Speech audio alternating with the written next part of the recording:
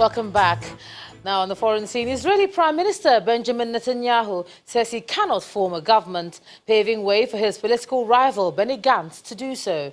President Reuven Rivlin said he could give Mr. Gantz weeks to carry out the same negotiations as Mr. Netanyahu, and he would try to avoid calling another election. Here's Simon Pusey with Around the World in 5. Good evening from the Channel's newsroom here in London.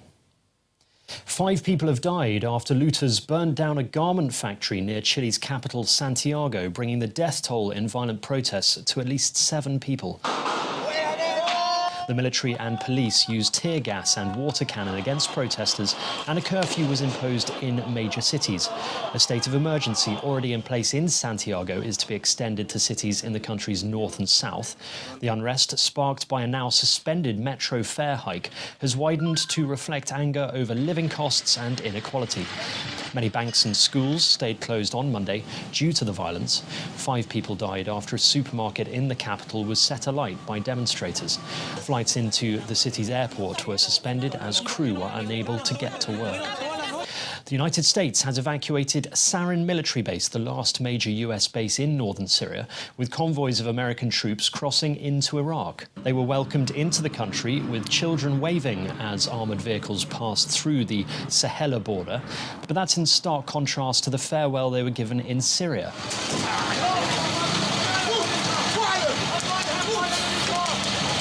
There, American vehicles were pelted with rocks and stones as they left Kamishili, a city in the northeast on the border with Turkey.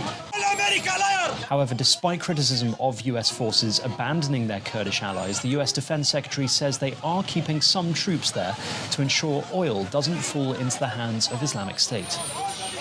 We have troops in towns in northeast Syria that are located next to the oil fields.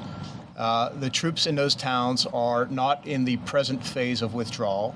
The present phase of withdrawal from northeast Syria involves those troops up along the border, if you will, principally at the Kobani LZ at this point in time.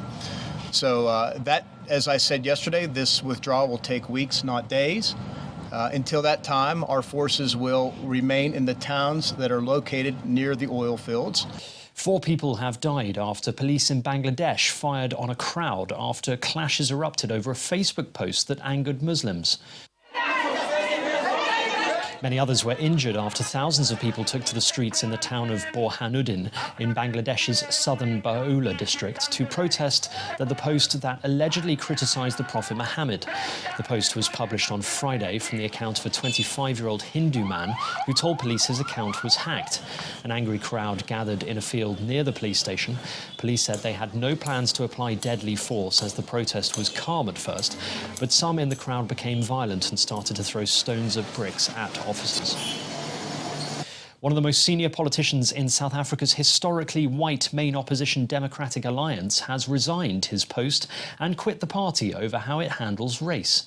Herman Mashaba's election victory in 2016 saw him become the first non-ANC mayor of Johannesburg since 1994. He said his decision was sparked by the readmission of a white politician who provoked widespread condemnation in 2017 when she praised aspects of colonialism. Protests are continuing in Barcelona over the jailing of Catalan separatist leaders. Hundreds of pro-independence protesters took to the streets for a 7th consecutive night. Violence has rocked Barcelona over the last week, with rising tensions around the pro-independence movement. City officials estimate the rioting has caused $2.8 million worth of damage. Police have been accused of heavy-handed tactics. Meanwhile, one of the most prominent figures against independence for the Spanish region of Catalonia staged a counter-protest calling for an end to the violence. A tornado has struck areas of the city of Dallas in Texas, causing widespread damage and cutting electricity to thousands of homes. Guys, this is no joke. This is a tornado touching down right now. Video footage showed the tornado touching down in the North City at about 10 in the evening local time, with winds of 113 kilometers per hour. No deaths or serious injuries have so far been confirmed. Emergency services are checking for any victims amid fallen trees, torn roofs, downed power lines and damaged cars. And finally, teams from across the world have taken part in China's International General Aviation Expo. 4 top aerobatic flight teams from Sweden, New Zealand, Australia and Lithuania performed stunts with 12 planes, including walking on the wings and performing loop-the-loops. It's part of a 4-day air show involving 30 different countries in the northern city of Shijiazhuang. And that's your international news around the world in 5. Thanks a lot, Simon. Let's take a look at some sports. Here's Ayotunde Balogun.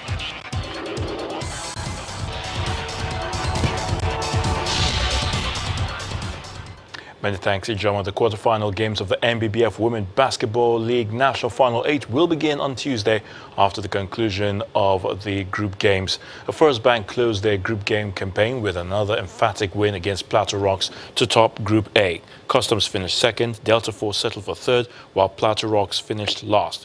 In the other quarterfinal fixtures, First Bank will take on Black Gold, Air Wars will face Plateau Rocks. And another quarterfinal pairings, Dolphins will take on Delta Force, while Customs will be up against MFM Queens of Lagos.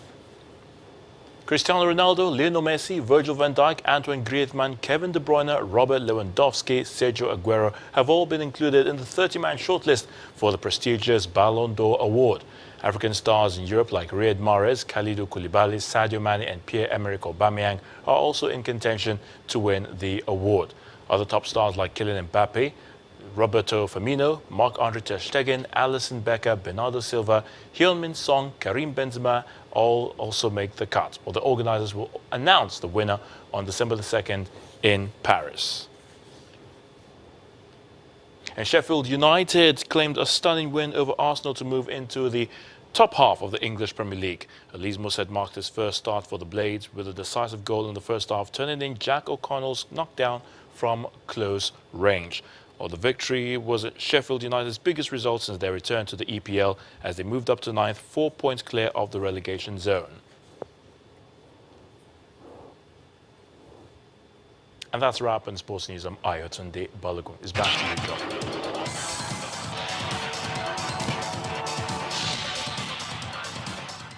Thanks a lot, Ayotunde. And the main news again. Mr. Edward Onoja was today sworn in as the new Deputy Governor of Kogi State amid controversy over the impeachment of the former Deputy Governor Simon Achuba by the State House of Assembly.